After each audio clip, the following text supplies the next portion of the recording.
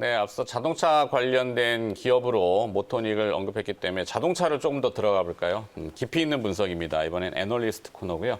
유진투자증권 리서치센터 자동차 애널리스트 이재일 연구원 자리했습니다. 어서 오십시오. 안녕하십니까? 네.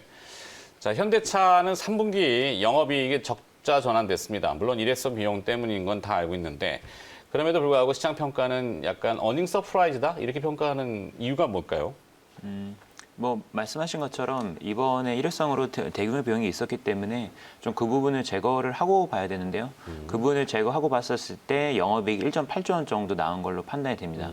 기존의 컨센서스가 1.1조 원에서 1.2조 원 정도로 형성이 돼 있었기 때문에 일회성 비용을 제거했을 경우에는 약 50% 정도 상회하는 좀 아주 큰 폭의 서프라이즈를 기록했다라고 볼 수 있습니다.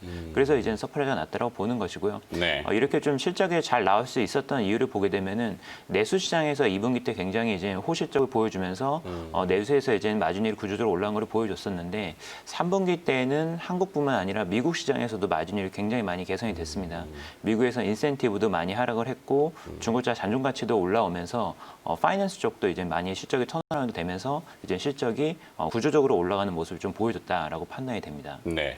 뭐 판관비, 광고도 많이 일단 줄였는데 오히려 판매는 또 잘 돼서 수익성이 좋아졌군요. 그런 것도? 그런 측면이 있죠. 왜냐하면 지금 뭐 어떤 판촉 활동이나 뭐 이런 것들을 좀 적극적으로 할 수 있는 사항은 아니고, 그렇죠. 그리고 3분기 들어오면서 전반적으로 완성차 업체들이 굉장히 이제 수요에 대해 불확실성이 높아지면서 재고도 좀 줄이고, 그리고 이제 좀 보수적으로 대응한 게 있기 때문에 그런 것도 이제 이익에 기여를 했습니다. 네. 자, 그럼 4분기는 과연 어떨까? 이게 궁금증인데요. 4분기 오랜만에 영업이익 2조 원 달성이 가능할 거로 보시는지요? 이재일 연구원은 어떻게 보세요? 2조 원을 상회를 할 것으로 좀 예상을 하고 있고요. 네. 올해 전반적으로 봤을 때 상반기 때 굉장히 힘들었었고 9월 달부터 본격적으로 글로벌 시장이 회복이 되기 시작을 했습니다. 그래서 4분기 때에는 올해 좀 부진했었던 판매와 생산 모두 다 이제 끌어올리겠다라는 게 플랜들이기 때문에 지금 4분기 때가 올해 가장 실적과 판매 생산 모두 이제 양호한 그런 분기가 될 것 같습니다. 물론 지금 유럽 쪽에서 상당히 좀 코로나 바이러스로 이슈가 있기 때문에 이 락다운이 어느 정도 강도로 들어가느냐가 좀 이슈가 될 수 있기는 하지만 현재 그림으로 봤었을 때 한국하고 미국 시장이 핵심 시장이기 때문에 네. 미국까지 락다운이 번지지 않는다고 한다면은 4분기 때 2조 원대 영업이익 무난하게 달성할 수 있을 것으로 이렇게 예상이 됩니다. 네, 그렇죠.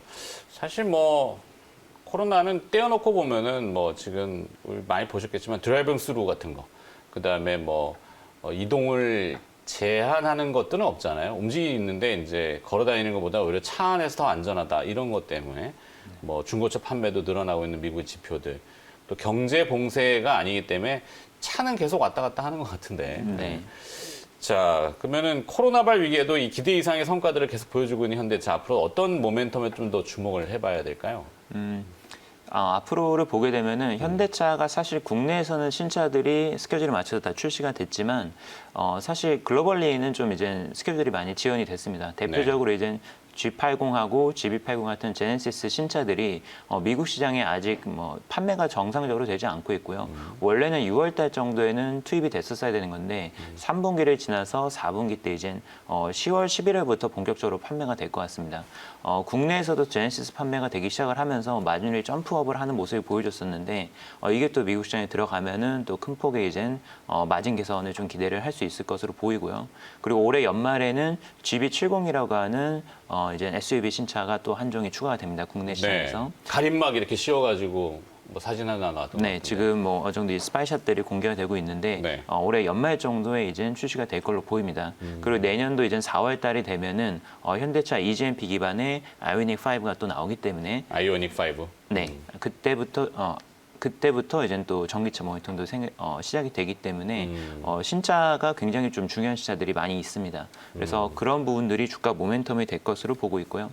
그리고 앞서 말씀드린 것처럼 이익의 구조적인 레벨업이 한 분기 한 분기 누적이 되면 될수록 실적에 대한 신뢰도가 높아지기 때문에 주가가 그 부분을 계속해서 반영을 해 나갈 걸로 보입니다. 네. 과거에 현대차가 분기 2조 원대 영업이익을 달성했었을 때 보면은 주가가 20만 원대 위에서 있었었죠. 그래서 지금은 아직까지는 그거를 풀리 반영이 안 되고 있는데 4분기 실적 확인하고 내년 기대치가 높아진다면은 주가 충분히 20만 원 돌파할 수 있을 것으로 이렇게 예상이 됩니다. 네.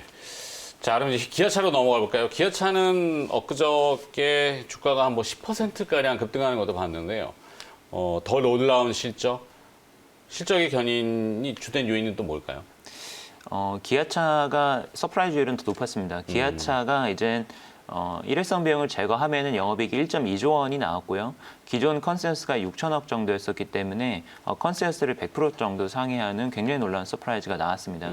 그리고 기아차 과거에 이제 영업이익이 가장 많이 나왔을 때가 1.2조 원대였습니다. 그러니까 분기에? 3분기 때 분기 1.2조 원이 나왔을 때가 가장 서프라이즈한 실적이었는데 거의 분기 최대 실적을 이번에 좀 보여줬다 이렇게 좀 평가가 되고요. 이렇게까지 이제 실적이 잘 나왔던 이유를 생각을 해보면은 내수 시장뿐만 아니라 미국 시장에서 판매가 굉장히 호황을 나타냈던 점이 크게 작용을 한 것 같습니다.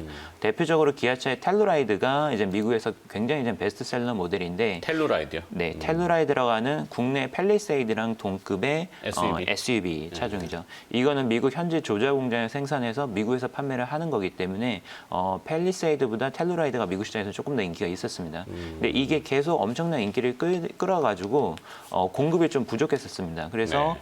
기아차가 이제 공장 증설을 하고 양산을 늘리면서 판매 대수가 이제 3분기 때부터 늘기 시작을 했었거든요. 그래서 이런 부분들이 작용을 했다.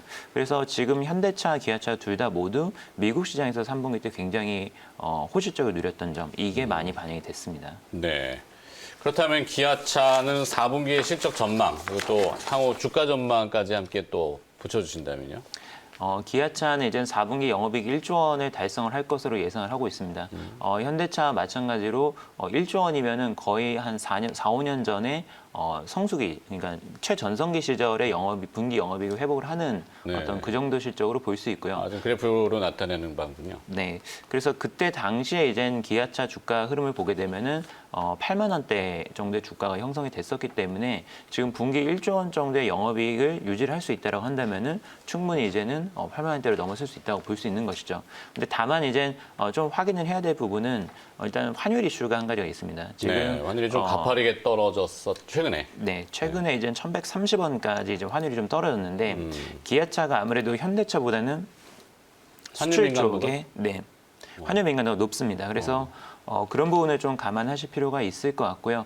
다만 지금 어떤 흐름을 봤었을 때 분기 1조 원대, 뭐 2분기나 4분기 같은 성수기 때에는 분기 1조 원대를 이제 충분히 가능한 이익 체력을 보여주고 있다라고 보고 있기 때문에 기아차도 분기 실적이 확인되면 확인될수록 어떤 이런 실적 전망들이 눈높이가 올라가면서 주가도 이제 우상향을 할 걸로 보고 있습니다. 네. 말씀 많이 하시니까 목이 좀 잠기시죠. 네, 물 좀 달라 그랬으니까 물 좀 드시고. 네. 생방송이니까 어쩔 수 없어요. 그래서 중간에 말씀하시다가 물 드셔도 되는데 하여튼 자 그러면 이제 국내 로컬 업체들은 봤고 전체 이제 글로벌하게 보면은 전기차 대세고 또 우리 서학개미 해외 투자 직접 하시는 분들도 관심이 많으신 테슬라 가봐야 되겠습니다. 테슬라도 실적 서프라이즈, 실적이 좋은 호실적을 기록했다고요. 그 배경은 또 무엇이 있는지요? 테슬라가 이제 3분기 때 굉장히 놀라운 실적을 보여줬습니다. 놀라운 실적을 보여줬고, 이제 갭 기준 이익으로도 이제 흑자 전환에 성공을 해서 5분기 연속으로 이제 흑자를 기록을 했는데요. 네. 이렇게 좀 실적이 좋았던 이유는 결국에는 판매가 좋았다. 2분기 때는 이제 프라멘트 공장도 일시적으로 가동이 중단이 됐었고 상해 공장도 이제 풀리 가동이 안 됐었는데 3분기 들어오면서 프라멘트 공장도 100% 가동 그리고 상해 공장도 램프업을 하면서 물량이 많이 늘어났습니다. 그래서 분기 최대 판매치를 갱신을 하면서 호실적을 기록을 했다. 이렇게 평가를 할 수 있을 것 같고요. 네. 근데 4분기 전망도 지금 상향을 하고 있는 추세입니다. 4분기 되면은 이제 상해 공장의 가동률이 또 한 번 더 업그레이드 되기 때문에 18만 대에서 19만 대 정도 지금 예상을 하고 있는데 전년도에도 한 11만 대 정도 판매를 했었거든요. 4분기 때. YY로 증가폭이 뭐 60에서 70% 정도 이렇게 좀 놀라운 판매를 4분기 때도 보여줄 것 같습니다. 네. 하지만 주가는 최근에 뭐 여러 가지 영향으로 인해서 좀 지지부진한 편이고 좀 멈칫멈칫하는데 테슬라의 그 3분기는 호실적에도 불구하고 잡음들은 아직 있어요. 그러니까 저 실적이 온전한 실적이냐, 괜히 그냥 탄소 배출권 팔아가지고 얻은 실적 아닐까? 이런 그 의구심을 보는 쪽도 있고, 그다음에 중국에서 생산한 메이드 인 차이나 제품이 유럽으로 넘어갔는데 다시 리콜된 것도 있다고 그러는데 이런 잡음들에 대해서는 어떻게 평가를 할까요? 두 가지 정도의 이슈가 있었던 것 같습니다. 첫 번째는 앞서 말씀하신 그 탄소 배출권 이슈인데 네. 이 부분은 그 저번에 자제됐었던 S&P 지수 진입하고도 좀 연계가 되는 부분입니다. 테슬라가 지난 분기 때, 2분기 때 이젠 4개 분기 연속으로 흑자를 기록을 하면서 사실은 S&P 500 지수 네, 진입 네. 조건을 만족을 했었습니다. 그렇죠. 만족을 했었는데 좀 실패를 했었던 이유가 이 탄소 배출권으로 인한 이익이 너무 불규칙하게 이제 발생을 하고 그리고 앞으로도 계속해서 발생한다라는 게 전제가 될 수 없는 매출액이기 때문에 이거를 빼고선 봐야 된다라는 게 좀 S&P 쪽에서 이제 우려를 했던 부분이거든요. 네. 근데 이번 3분기 때도 보게 되면은 아슬아슬하게 이 탄소 배출권을 계상을 함으로써 흑자를 유지를 했습니다. 이게 빠졌으면은 사실은 소폭 적자를 기록을 했을 수도 있는 거였거든요. 네. 그래서 5분기 연속자를 기록을 했지만 S&P 진입 조건을 완벽하게 만족시키는 못했다. 이렇기 때문에 올해 4분기 때는 근데 이거를 확정을 지을 수 있을 것 같습니다. 그래서 올해 4분기 실적을 볼 때까지 이런 S&P 진입 모멘텀을 좀 다시 한번 이제는 그게 불이 붙기는 좀 힘들 것 같고요.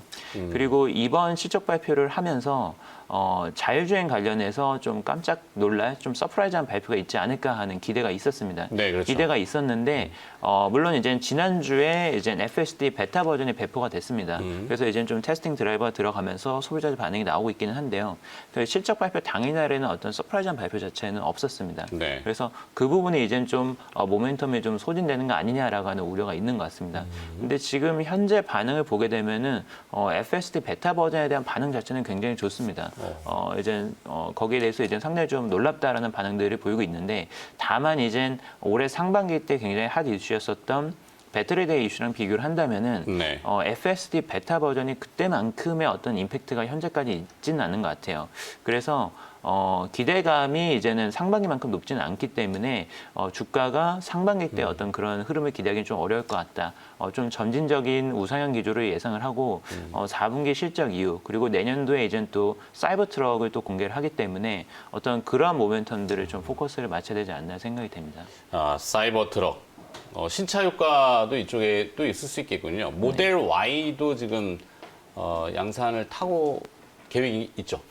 모델 Y는 이미 양산을 해서 딜리버리가 이루어지고 있는 상황이고요. 이루어지고 있는 상황이고 이제 사이버 트럭이 이제 굉장히 중요한 게 네. 아직까지 이제 사이버 트럭이 모델이 확정이 되진 않았습니다. 그래서 어떤 대략적인 내용들은 알지만 구체적으로 어떤 타입으로 나와서 뭐 어느 정도 가격이 어떤 트림으로 판매가 될지는 좀 지켜봐야 되는데 여기서 또 얼마나 또 서프라이즈한 모습을 보여줄 수 있을지 이제 테슬라의 철학 자체는 기존에 공개한 프로토타입보다는 훨씬 더 업그레이드된 거를 보여줘서 이제 소비자들을 놀래켜주겠다라는 계획이기 때문에 네. 거기에 이제 좀 집중을 하셔야 될 것 같고 그리고 이 사이버 트럭이 굉장히 이제 중요한 차종인 게 지금 보면은 미국 내에 있는 업체들이 다 전기차 픽업 트럭 쪽에 EV를 모델들을 출시를 하고 있습니다. 네. 미국은 이 픽업 트럭 시장이 굉장히 크고 수익성이 엄청 높기 때문에 여기를 지배하는 메이커가 이제 미국 시장을 지배한다라고 볼 수 있는데 그래서 지금 픽업 트럭 쪽으로 엄청난 경쟁이 벌어지고 있기 때문에 여기에서 주도권을 잡느냐 못 잡느냐가 상당히 중요하다라고 볼 수 있습니다. 그렇네요. 미국은 소비 패턴이 이렇게 대형 마트가 하고 이렇게 물건을 많이 사는 그런 형태이기 때문에 픽업 트럭이 반드시 또 필요할 텐데. 하여튼 테슬라 계속 지켜보도록 하겠고요. 오늘 자동차 이야기 이것저것 좀 나눠봤습니다. 유진투자증권 리서치 센터 이재일 자동차 섹터 애널리스트였습니다. 고맙습니다 오늘.